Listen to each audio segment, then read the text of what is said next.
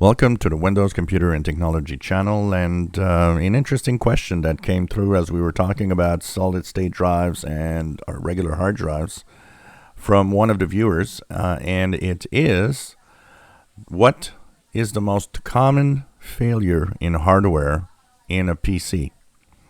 And this is for every type of PC. This is not just Windows, this is any computer out there. They're all pretty much built the same.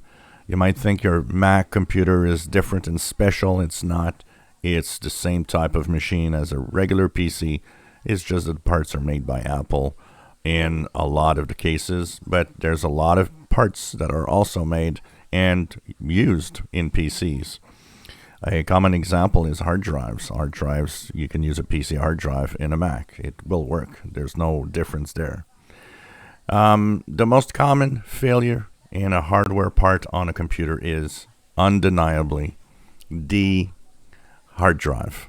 Hard drives are about 80% of failures of any components on a computer.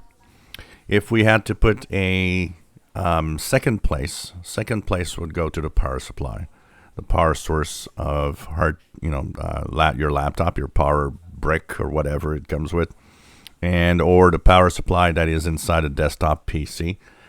The failures of power supplies often happen for a simple reason. If you have thunderstorms and have a lot of power outages where you live, or if you have little spikes in current because thunderstorms went through, that is enough that it can actually make the power supply go bad at some point. Often, power supplies also become very hot, and the hotter a device is, the less you'll have a long lifespan out of it, because heat is the number one enemy of electronics in general. If you enjoy my videos, please subscribe, give us thumbs up. Thank you for watching.